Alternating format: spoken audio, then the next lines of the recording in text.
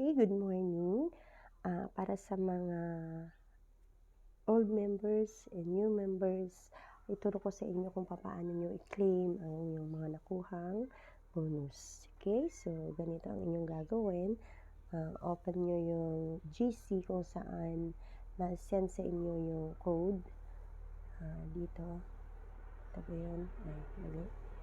Merong letter B. Saan na ba yun? Yung GC ng... Okay, so dito. Okay. A pala yun. May code na pala yun. A, B. Okay, so ito siya. Iisa yung code na binigay sa inyo. So, you copy. Copy. Long press nyo lang to copy, no? Copy. And then, punta na kayo sa Cosmos ninyo. Hindi ko ito ipoproceed ng hanggang buo kasi hindi ako pwedeng mag-claim yan. Mapagalitan tayo niyan. Okay? Ituturo ko lang kung ano yung mga dapat nyong gawin. Hopefully, maayos ang aking signal para makagawa tayo ng perfect tutorial for you guys. Okay? Hintayin nyo lang mag-loading kasi hindi naman agad-agad yan magbubukas. Okay, so yan. Okay na siguro to. Anyway, lalabas naman yung iba dyan. Okay, so pindutin. Yan, okay na. Pindutin nyo itong platform grants.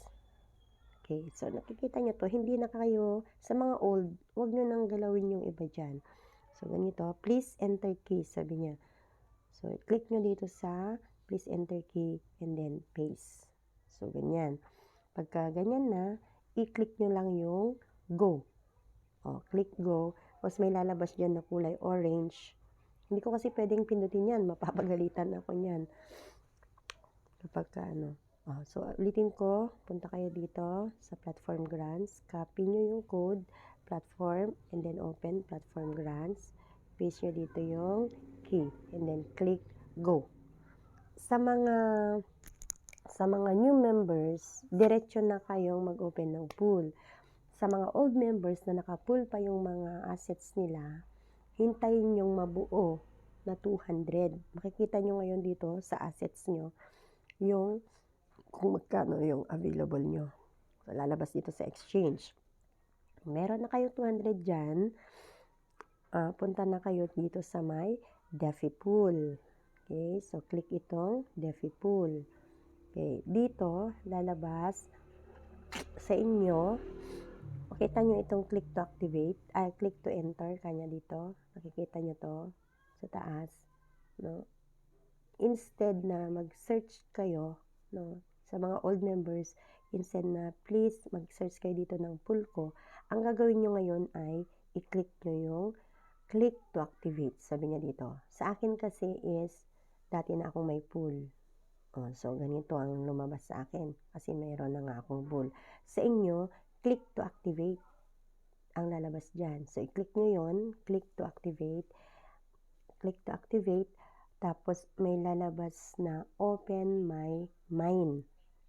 Click nyo yon, click nyo yung open my mind. And then, sa lalabas ulit, makikita nyo doon yung name, yung pool. Maglalagay kayo ng gusto nyong magiging pool name. So, ilagay nyo yung gusto nyo. Halimbawa, sa akin, Angela User, yun yung nilagay ko. O kaya maglagay kayo ng pangalan ninyo kung ano yung gusto nyong ipangalan sa pool nyo. Okay? And then, scroll down nyo, meron dun sa baba na maliit na box bago yung create. So, small box. Kasi automatic na yan merong nakalagay dyan kung magkano yung amount ng pag-open nyo ng pool. Meron dyan yung kung magkano, ilang days yung pool nyo. Pwede nyo gawing, automatic na yan, hayaan nyo ng 150 days. I-click nyo na yan ng 150 days. So, click nyo lang yung maliit na box and then click create my pool. Then, pagkatapos nun, okay na yon, mag-back na kayo. Pagka-back nyo na. Ganito ulit, i-click nyo itong DeFi pool and then, ang lalabas na sa inyo ay kagaya nung nasa akin.